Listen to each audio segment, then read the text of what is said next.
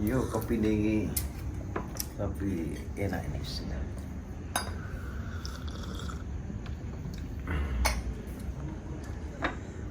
Rokoknya tasik nyala ini. Sudah. Hah? Sudah cukup. Takut amat sama YouTube. Seharian sudah penuh misalnya. Jadi mau ngobrolin tentang Kiai Said secara lebih personal. Saya tidak hari-hari bersama beliau. Oke. Sering ya. Nah kalau di luar itu umumnya kiai memang masih mengalokasikan waktu secara khusus untuk ngantor di PP. Sekali lagi di luar masa pandemi itu alokasi waktu ngantor ya 3-4 hari. Di luar itu keluar kantor. Umumnya kalau di kantor PP ya nyamping beliau.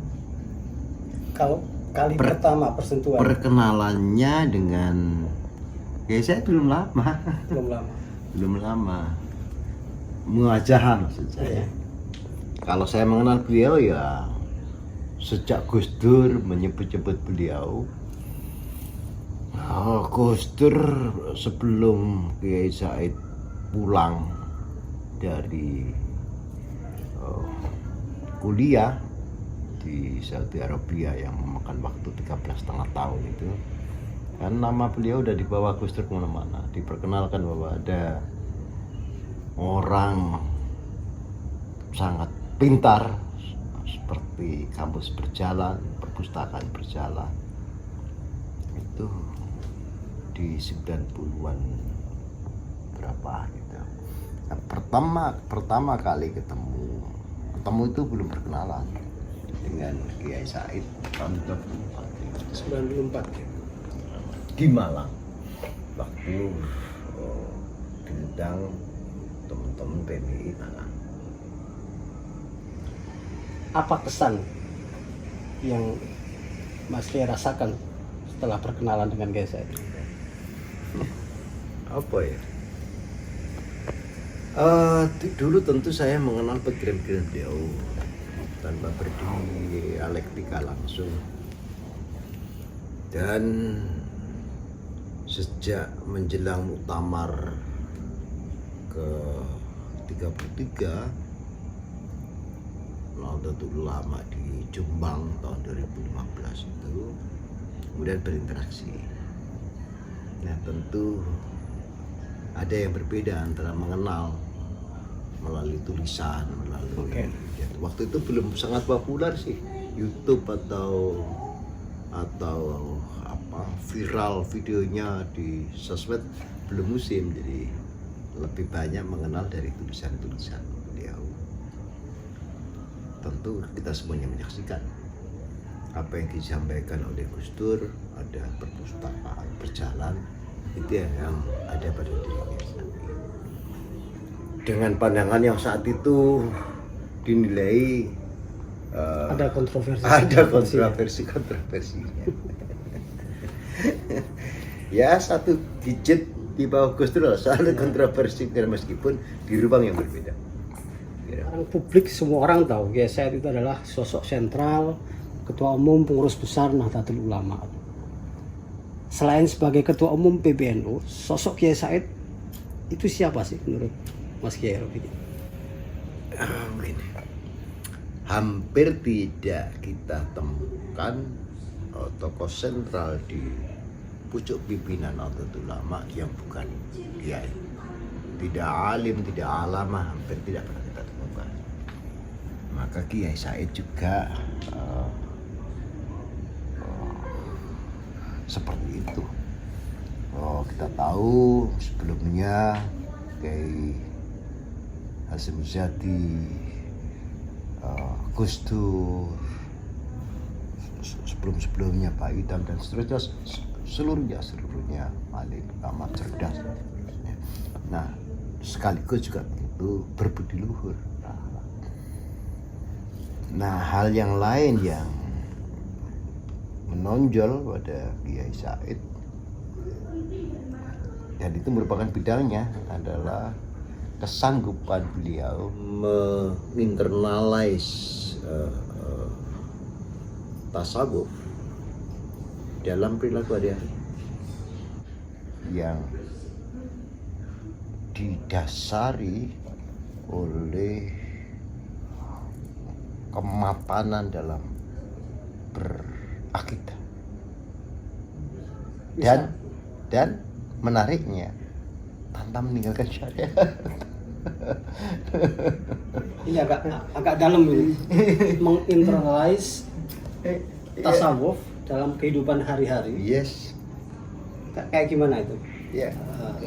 Dalam menjalankan roda organisasi misalnya, itu kan tidak mudah. Berpijak pada akidah yang kuat dan tetap memegang teguh syariat, tapi sekaligus bertasawuf. Itu implementasi dalam pengelolaan organisasi kan tidak mudah. Nah, itu misalnya ditunjukkan pada sikap-sikap Kiai Said di dalam situasi pelik misalnya. Ya. Ketika contoh yang aktual, ketika masa full day school mau diterapkan, Kiai Said bahkan mengatakan dengan tegas bahwa ini harus dikoreksi habis-habisan secara keras. Bahkan beliau menghentikan, saya mempertaruhkan segalanya. Saya bilang, kenapa seperti ini? Ya, karena kalau full day school ini diterapkan, sekolah 5 hari penuh, maka madrasah diniyah kita semuanya tutup. Oke. Ada 76.000 madrasah diniyah tutup. Itu artinya apa? Katanya saya. Artinya bahwa orang akan semakin tidak kenal Allah. Karena di matin itulah Allah pertama-tama diperkenalkan. Sifat wajib Allah, sifat jais Allah, bukan Allah. Di situ diperkenalkan. Kalau itu tutup, tempatnya jadi kandang ayam, dan yang paling utama itu tadi, orang semakin jauh Allah. Ini soal kita. Saya mempertaruhkan itu. Menabi batu montong konco-konco sini. Berani lawan? Belum ya Pak? Itu menggetarkan bagi saya. Saya menggetarkan. Matin juga tempat menyemaikan Islam modern. Nah kalau itu nggak ada, gimana nasibnya Indonesia? Bukankah kita ini telah selesai bicara Indonesia dengan konsep nasionalis religius nasionalis? Tidak pernah cukup diskan relasi agama dan negara dengan jargon kepribadian dan lain-lain itu hanya melalui sekolah-sekolah, umum, SD, SMP, SMA, perguruan tinggi, enggak cukup. Oleh kulit tok. Gini kira-kira. Nah, dimatin dan kemudian nanti dilanjutkan di madrasah, mulai dari Aliyah dan seterusnya di pesantren. Itulah banyak contoh yang orang mudah mengingat bagaimana sikap Nahdlatul Ulama di bawah kepemimpinan beliau. Dari kepemimpinan Kiai Said yang sofistik, yang banyak mengandalkan pendekatan intuitif ini, pelajaran-pelajaran apa yang jenengan secara pribadi bisa serap dari beliau? Kiai Said itu sangat demokratis. Berbeda ya. Ini sepengalaman saya. Berbeda tentu saja ngobrol dengan Kiai Said di tempat makan atau di kursi beliau. Ya, dan kemudian kita bersama-sama dengan di forum rapat. Di forum rapat, sangat demokratis. Sangat kelihatan kepemimpinan beliau yang yang elegan, dan bahkan Kiai Said yang alim alama itu mohon maaf istilah saya, menarik dirinya dari posisi yang ada untuk ke bawah agar setara dengan kaca-kaca pengurus yang lain ketika sedang brainstorming. Itu menariknya. Nah, tetapi pada saat sudah harus mengambil keputusan, Kiai Said jelas betul memperlihatkan karakter kepemimpinannya yang tegas dan juga sigap dalam mengambil keputusan. Apalagi situasinya menghendaki respon cepat misalnya. Nah, itu juga hadinya beliau. Contoh lain misalkan di luar terkait apa ya, sisi kepemimpinan Kiai Said yang menonjol itu, contoh lain misalkan. Contoh ya, soal contoh. Saya kira kalau soal prestasi orang bisa menilai dari perspektifnya masing-masing, dan terlampau subjektif kalau saya harus tanda petik mengomentari, karena saya adalah bagian dari kepemimpinan Kiai Said di dalam kepengurusan PBNU saat ini. Dalam pengambilan keputusan di saat-saat krisis, saat mendesak. Tapi kalau dalam proses pengambilan keputusan dalam situasi mendesak, Kiai Said pernah begini.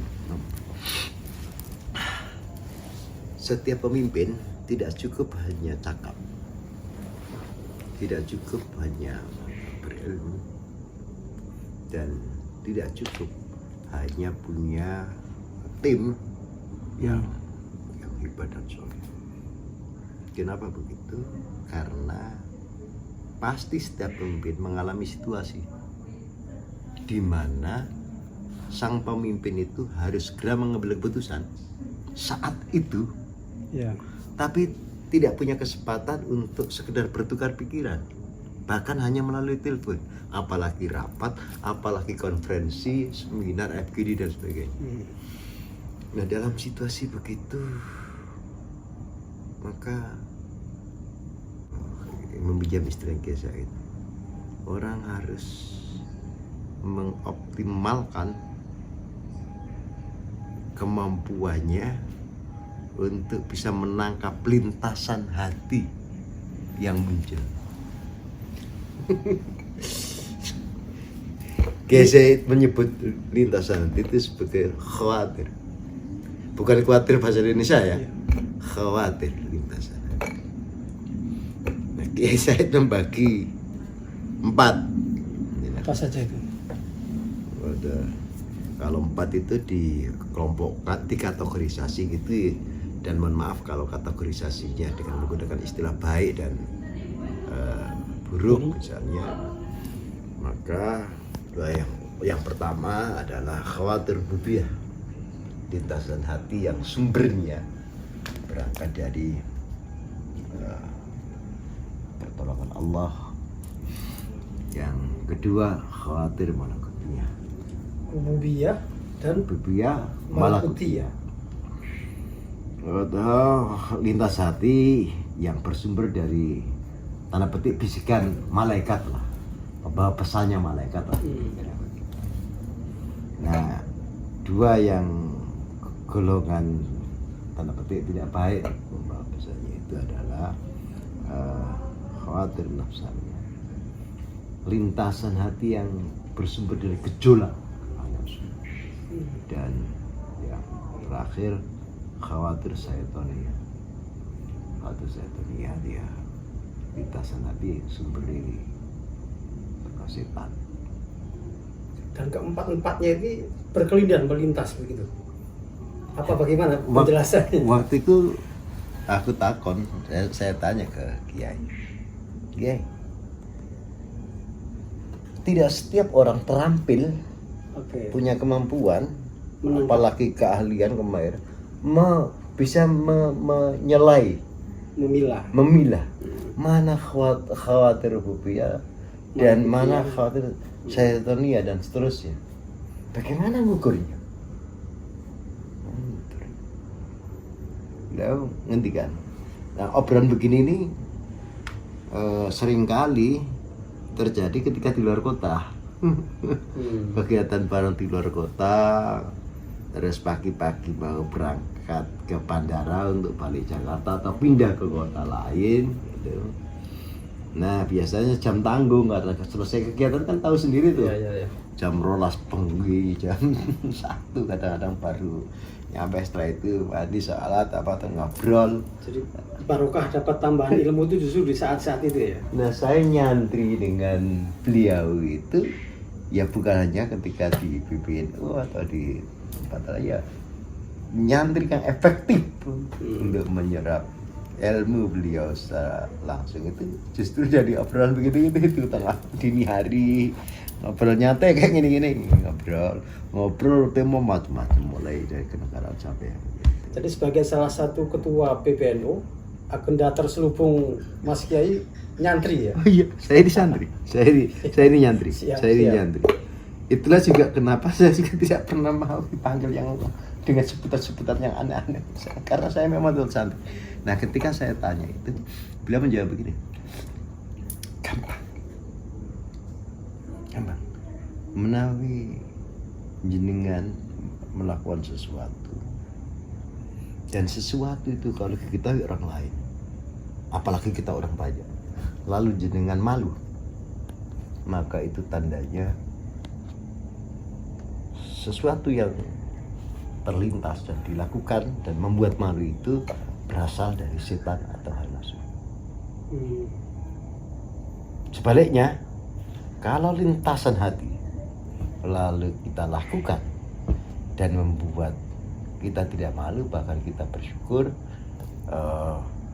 ya kalau tahatus binikmah gitu, ya kita senang, kita bahagia, orang melihat itu khawatir rububiyah atau khawatir. Nah, lalu saya tanya lagi, nah iya, itu kan kalau sudah dilakukan, Ya. baru ketahuan. Nah bagaimana kalau belum kita lakukan? Beliau nanti kan, ya kan sakit angan-angan.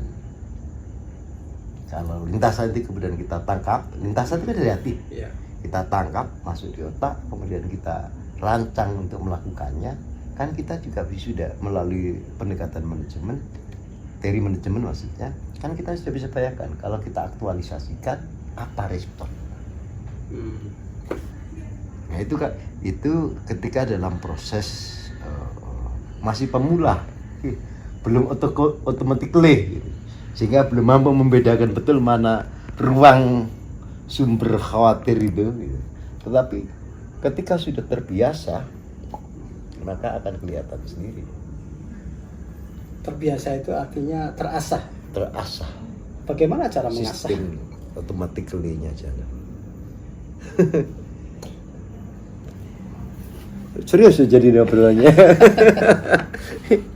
Enggak, saya kepikiran apakah ada wirid khusus gitu, ada riadoh khusus begitu, atau ada pantangan-pantangan? Saya mau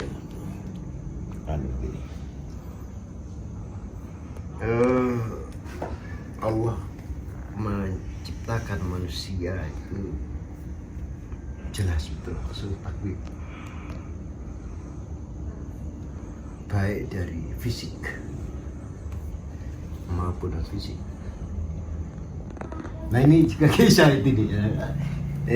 Tadi ya saya mau mulai ngobrol itu dari maka sebagai aksai takwim, bahkan secara fisik sekalipun tidak ada sejatinya identifikasi yang disebut dengan cantik atau berrupa. Semuanya cantik kalau itu perempuan, kalau laki-laki semuanya ganteng. Bahkan mohon maaf kecoa atau bahkan cacing itu adalah ya.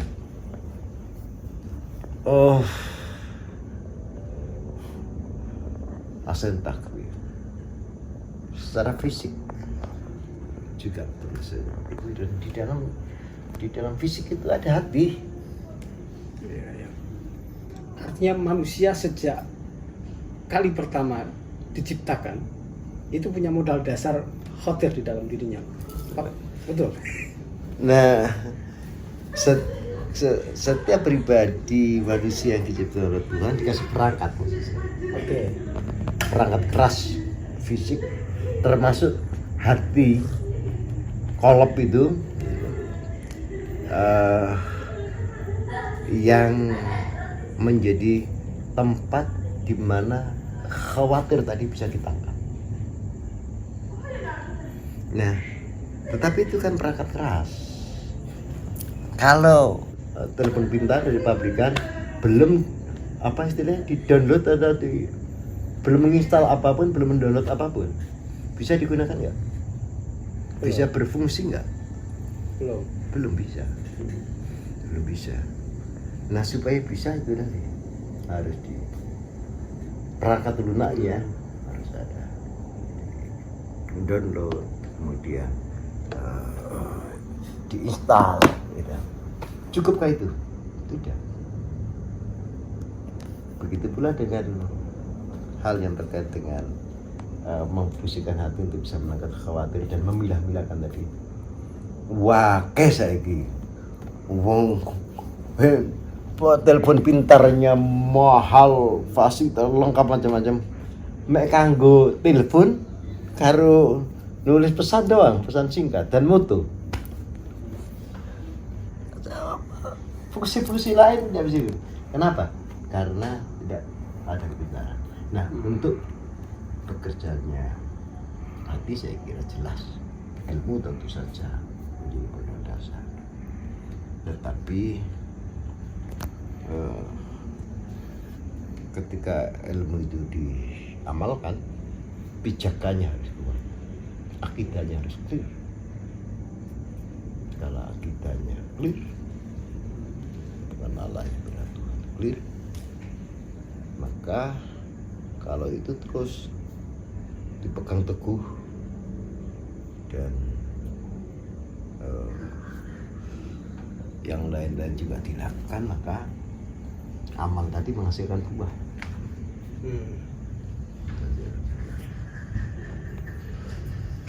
Pintaran, ilmu pintaran itu bisa menggunakan perangkat keras dan yang di dalamnya juga sudah ada perangkat lunak itu, sehingga handphone bisa berfungsi secara optimal, bisa difungsikan secara optimal. Sama, setiap orang punya modal dasar, tapi apakah setiap orang bisa menginstall, mau menginstall, mau mendownload, dan setelah itu apakah pernah mau sungguh-sungguh belajar untuk bisa melakukan itu?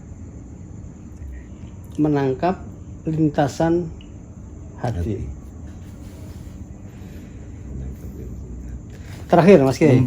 Kalau misalnya di dalam konteks yang biasa orang menyebut membaca tanda-tanda zaman, itu kan sesuatu yang secara visual dan pendekatan ilmu pengetahuan teknologi bisa dikerjakan.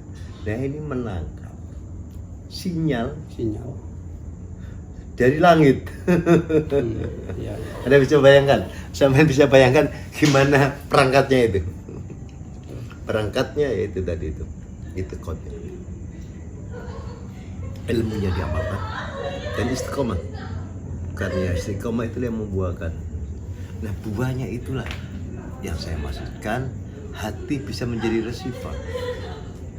Wes, contoh ini ada telepon pintar, maka anggap saja mahal, kemudian sudah di download, sudah diinstal.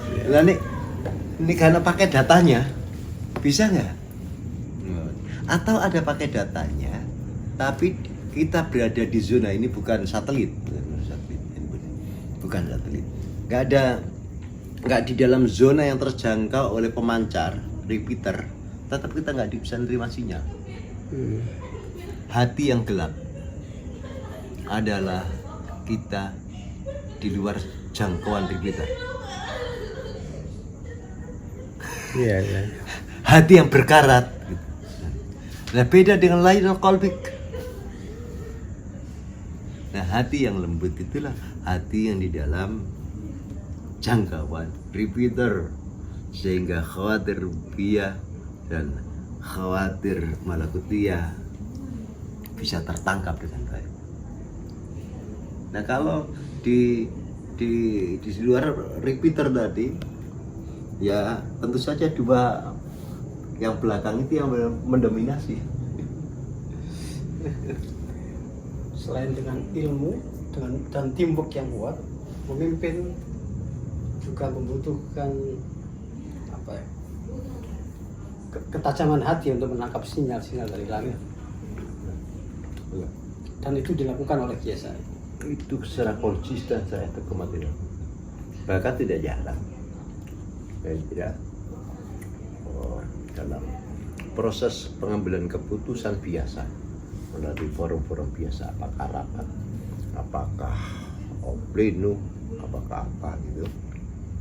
Kan banyak pendapat itu karena beda yang sudah mufakat, apalagi mufakat bulat atau mayoritas. Kadang kan ada tuh pendapat yang imbang. Tidak jarang kiai berhenti sejenak meskipun tidak tertangkap oleh banyak orang.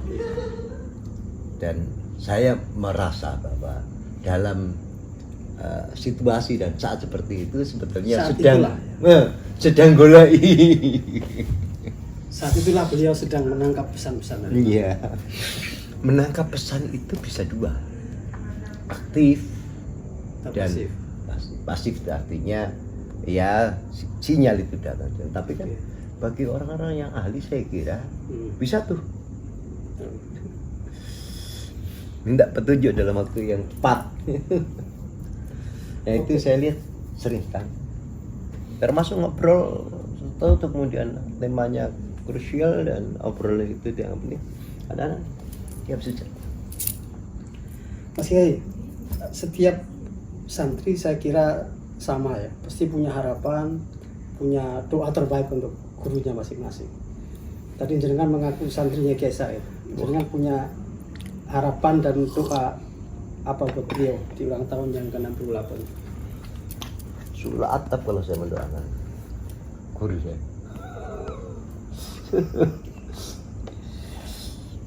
Harapan.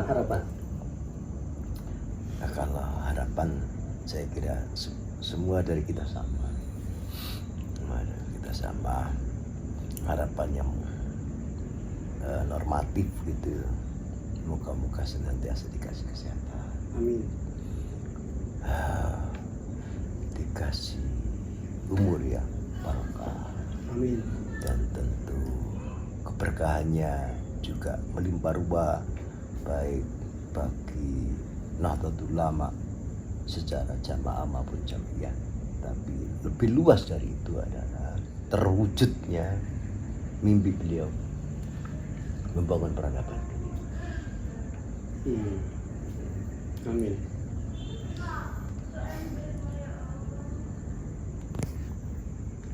Dan sekali lagi saya tidak merendahkan. Dulu ketika Al-Maghfurlah Mbak Mun Kapundut dan tersebar di media sosial, saya termasuk yang tidak berani.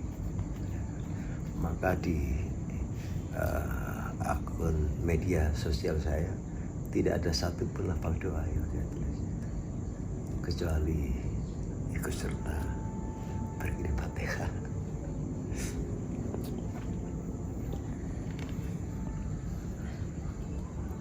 Cakap Mas Kiai. Jadi hening saya. Iya, ngobrol pengisi malam. Mungkin enak dikiwi apa melengkapi kopi.